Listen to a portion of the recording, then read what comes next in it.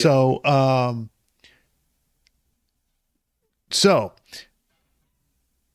next thing, we want to break down the Miami Heat managed to get the win last night somehow, I some don't know how way. the hell they did that. That was a crazy game. Um, so I'll let people into to what my thoughts are on this series. So basically, before the series, I guess I didn't officially do this, but I picked the Celtics in 6. I'm a Miami Heat fan, but I'm sorry, I don't do that thing where because I'm a fan of a team, I don't give you my honest opinion of how a series or a game is going to work out. Okay, and I still think the Celtics probably win the series, but as a Heat fan, I'm like, all right, what's a scenario what are the conditions under which the Heat might win this series? And I was like, okay, get up 2-0. If you don't do that, you got to win one of the first two, and then you got to get it to 2-2 into game 5. You got to win game 5, and then you got 2 shots to win the series. That's the winning scenario. And basically, in order to get 4 games, you probably need like 2 Jimmy Butler games. He gave him 1 game in game 1. He gave him 40 points. I'm not saying he has to get 40 points again, but 30, 33, something like that, kind of an all-around game. Like, give him 2 of those. Maybe we need a Bam Adebayo game. We got a Bam Adebayo game in game 3. He was awesome, and so what's that? That's 3 games. And then you need, I don't know, Tyler Victor Hero Oladipo game, a 3-point shooting game where you just hit a bunch of threes, something like that, Yep. So now the Heat managed to win game 3, so they're up 2-1. So now it's like at worst you're going to be 2-2 going to game 5. So it's like you now have a path to actually win this series. I don't know if it's going to happen. Jimmy Butler left the game at halftime with knee soreness, so hopefully he has to come back. Otherwise, they're not going to win the series. I mean, yesterday they just had to keep playing defense and find some way to score points. And somehow Bam Adebayo was really good, and they had some other guys hit threes and stuff. And they just kept stealing, like Victor Oladipo just kept stealing the ball from people. Like, I don't know what the hell Boston's doing. Yeah, it was it went from wow, this is a really interesting game to this is insane. I don't know what the hell's going on. Because, the Heat come out in the first half and they're awesome. I mean, they are tearing it up. Like you said about their offense, Clark, in the first half their offense was fabulous. Butler was doing his thing. Bam Adebayo came to play.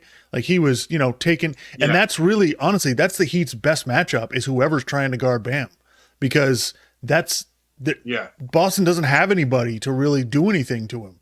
So Yeah, and that's the thing. But he's going to have to be. He probably needs to be aggressive which he normally doesn't do. But I think moving forward for the Heat, like he has to be more of a scorer because he can't. And this has been a thing for the last few years. It's like I understand that he's a lot of times he goes to the elbow and he catches the ball and then he sort of facilitates the offense, which is fine. But you can't he can't just sit at the elbow and then not even look at the rim. I mean, I'm not saying he has to shoot a bunch of those elbow jump shots. He's got to shoot a few of them. You got to pull the defense out toward you a little bit, and it'll help open things up. Which he normally, again, he's not terribly aggressive on offense, but he was aggressive yesterday, and you saw the result. Like he scored 29 points. So we'll see we'll see moving forward if that's a trend where he becomes more aggressive, because that obviously bodes well for them. They have to get Jimmy Butler back. I'm hoping that it's just, they said knee soreness. Hopefully it's just sort of an aggravation of whatever he was dealing with in the last series, and he can come back in game 5. But, we'll see. Yeah, so they were rocking on offense the first half. Having Kyle Lowry does make a difference, especially on defense. That's really why I wanted him back, because of, not because he's going to score. Yeah, he can make some shots and he's not afraid to take a big shot, but it was more about defense. And also on offense, he just keeps them in where they're supposed to be. He just, when you give him the ball, all right, you're going to run good stuff when he's in the game. So they're dominating. I'm like, oh my God. Same thing with Dallas against Phoenix. I'm like, all right, if they just have a nice 2-3 minute stretch here, they could just slam the door in the first half, be up 30, and this is over.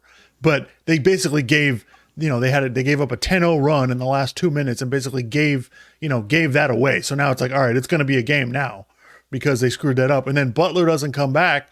So you're like, what the hell are they going to do now? Bam is still doing his thing. They made enough threes. I don't know what. I mean, I'm confused by Tyler Hero. He just sometimes he wants to be aggressive at the wrong times. It's like they'll run literally. His job is to come off the bench and score. So they will run sets for him where he comes off a pick and he's wide open and doesn't shoot it. It's like he's like hesitating. It's like, what are you doing? The whole point of that is for you to come off and shoot that shot. Like if anybody on this team has the green light, it's you. Take the shot. And then, and then he would force shots when he didn't. So he played okay, but it's just like, dude, I don't know where are you at? Like, you should have figured this. You've played on this on the Heat. There's no there's no mystery to what the Heat are doing. Like, what your job is when you play for this team. So I don't understand what's going on with that. The other thing is, they have to play Oladipo more. I don't get why are we were running out of lineup in the third quarter where we had Strus, Vincent. No, I'm sorry. We had Hero, Duncan Robinson, and Vincent out on the court at the same time. And they had to play zone because 3 of those guys can't guard anybody. Yeah. So it's just, what do we just put Oladipo out there? And I've been screaming the whole season. I want to see the lineup, with Bam, Kyle Lowry, PJ Tucker, Oladipo, and Butler. Now, we got 4 out of those, right? Because Butler couldn't play. But that's the lineup I really love them to play because defensively, they're going to be awesome. And I think they have enough guys where they can get enough. If they have Lowry out there, they can get enough offense with it. So, I was really encouraged watching the first half of the game. Now, obviously, look, without Butler, they're going to struggle. They're going to struggle on offense when Butler's out there. But when he's not out there, I mean, it's just really difficult. Yeah. I mean, and look, Tatum played a bad game. I mean, PJ Tucker actually did a pretty good job on defense on him. Jaylen Brown went off, and the Heat somehow still won the game. It's because he turned the ball over so much. Yeah. So it's one of those things where my overriding concern is that Boston is a team that seems to fuck around sometimes, but in game 2 when they didn't fuck around, they blew the Heat out. So now again, you have to have concern if you're a fan of Boston or you've just been watching these playoffs. How can you trust Boston? Because you just kind of quarter to quarter, game to game, you don't know what the hell you're getting. And somebody else said this, that like their floor can be pretty low. Their ceiling could be pretty high, but their floor. So if you get them down to their floor, then No, listen, anybody could beat them. So. Yeah, you're describing it the right way, but I have a bone to pick with you and these people who are going crazy. Well, you're not one of the people going crazy on the Celtics, but people going crazy on the Celtics and just acting like, and just no matter what Boston does, they're going to win the series. And it's just like, look, I'm not saying, anybody with 2 eyes can see Boston has more talent. I'm not saying that they don't. But what I am saying is there's no great teams in this league right now. Boston's certainly not one of them. Okay? And so this idea. I'm just saying with Boston, I'm just saying, gun to my head, who am I picking to win this series? Right. I'm still picking Boston. But again, over the next 2 games, if Miami wins game 5 and they start looking really good, then I may switch. But I just, until we get to that point. I agree with you. I think Boston probably needs to win the series in 6. I wouldn't trust them in a game 7 on the road.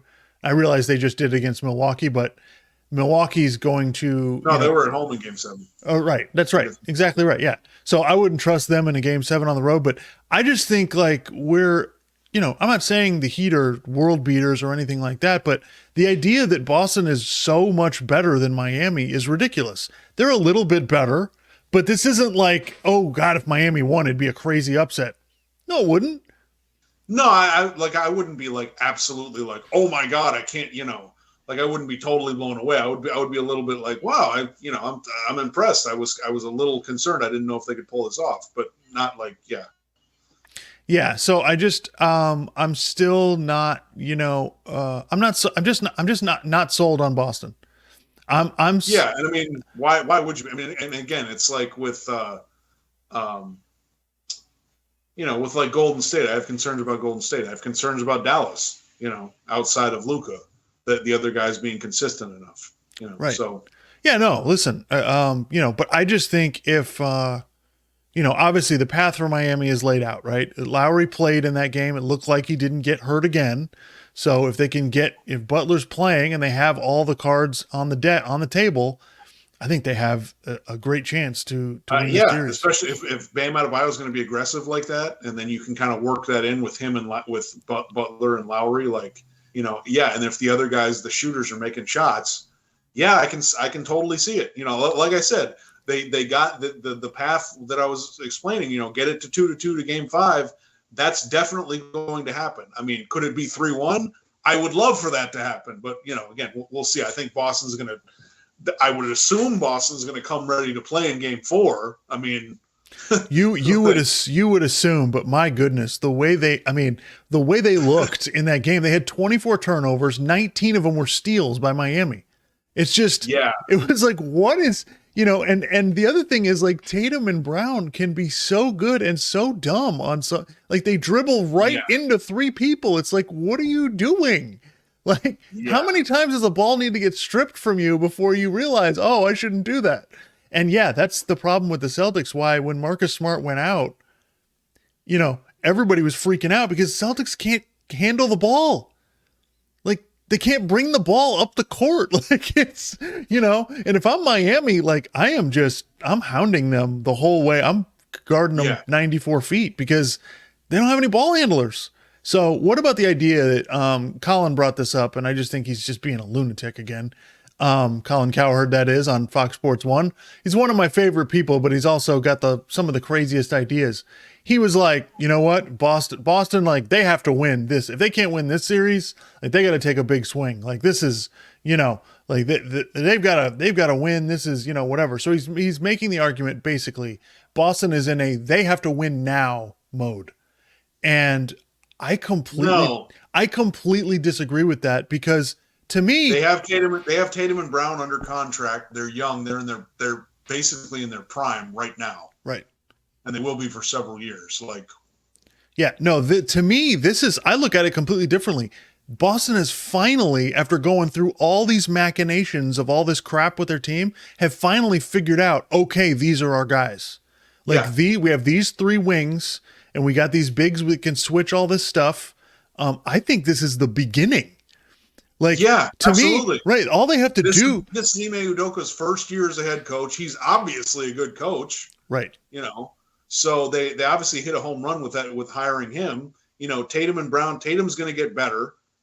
Hopefully he gets better as a facilitator. But if you want to say that maybe they should try to go out and get a point guard or just someone who can bring the ball up and facilitate the offense a little better, like, okay, if that's there, if you can find that, but beyond that, I don't really see, defensively, they can be really good defensively when they're doing what they're supposed to do, and they're taking their assignment seriously, they're communicating, they're making the right decisions. They can be really good on defense. And look at the Eastern Conference. Okay. Granted, they played Milwaukee without Chris Middleton, but they did about as well as you could do against Giannis. Yep. He still scored a bunch of points, but he was really inefficient with it because they were hounding him the whole series. Yep. So it's like, okay, fine. You got Milwaukee, you got Philadelphia. What are we expecting from Philadelphia? Right. Is Joel Embiid going to stay healthy through the playoffs? I don't know. He doesn't seem to. You got James Harden. What are you going to get out of him? So it's like that. And then it's like, okay, and then you got Miami. You're playing a series with Miami right now. We still, even if Miami won, we still think it's a really close series, So, like, you're right there. And it's like, well, are you good enough to beat the Western Conference teams? Well, look, once you get out of the Eastern Conference, like, you're in the finals. Right. Like, you got as much of a shot as anybody else. So, I agree with you. This isn't the end. This is more of a beginning. Right. It took, and then the argument that, you got to take a big swing. This is one thing that on this podcast, for the people out there, on this podcast, if you're going to throw out some idea that somebody should do something, you got to follow through with some context and have some ideas of what logically could happen. You can't just, on this podcast, you don't get away with just saying shit and letting it stay there. Not happening. So, Boston. Because you can't, like, again, it's one thing to suggest something, but if you don't have it, say, like, this current iteration of this isn't good enough. Okay, fine. Show me the alternative. Because if you don't show me the alternative, you're just a gas bag who's just spouting off BS, just to sound interesting. Yeah, I think, first of all, Boston has been taking big swings. I don't know if you've paid attention. They traded for Kyrie Irving. The plan was to get Kyrie to re-sign and then trade for Anthony Davis. That's what their plan was. So don't talk to me about, take a big swing. And secondly, they could have traded Tatum for Kawhi Leonard. Would you have liked that? So, maybe not, right? We've seen Kawhi just gets injured all the time. So what you would have preferred that, this draft pick, this young guy who looks like he might be a superstar, you would have rather they done that. And what's the big swing? Explain to me who's out there that it's like, we're going to take a big swing for this guy. What if they traded for Bradley Beal? Okay, now they're that over the top because they got a Bradley Beal. They probably got to give up Jaylen Brown and some other stuff to get him anyway. Right. So what's the move? So you can't just say, take a big swing. At what? Like, they have taken big swings. That's how they got here. Yeah. Look, it's one thing to and I know he's saying, well, you're the Celtics. You got to win titles. Okay. You've got a team that could be contending for titles for a few years. Right. You've got what you need. If you want to make tweaks on the margins here or there or whatever else, that's fine.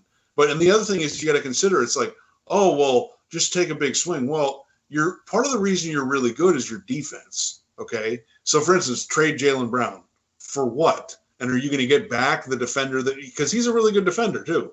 So it's are you going to get back something in return that's equal to that or better? What are you going to do? Trade for Damian Lillard? He's not a good defender. So what is again, you can't just suggest making a move unless you have some ideas in mind. And the same thing with people criticize Danny Ainge. And I was like, fine, you want him to take a big swing at what? And then you're like, they could have traded for Anthony Davis. Did Anthony Davis want to stay there? Yeah. From what I heard, it was, they weren't sure if he would stay if they traded for him. So, Yeah. Well, that's the other thing is that, he was Colin Cowherd was comparing Boston to the Lakers. Those are not apples to apples situations. People want to play in Los Angeles. The last free agent who wanted to go to Boston was Al Horford, and they traded him. Yeah. So, and then got him back. But, regardless, free agent people don't sign as free agents in Boston anyway. So it's not like you were going to get whatever. And listen, like I said about the Kyrie Irving thing, if Kyrie had re-signed, that was the plan. They were going to go after Anthony Davis, but it didn't work out with Kyrie, so it all became moot anyway. But this idea that, they're not aggressive enough, bullshit. It's complete bullshit. They're aggressive all the time. Almost every year they make a trade, even if it's small, like this year to get Derek White and Daniel Tice. So, yeah, anyway.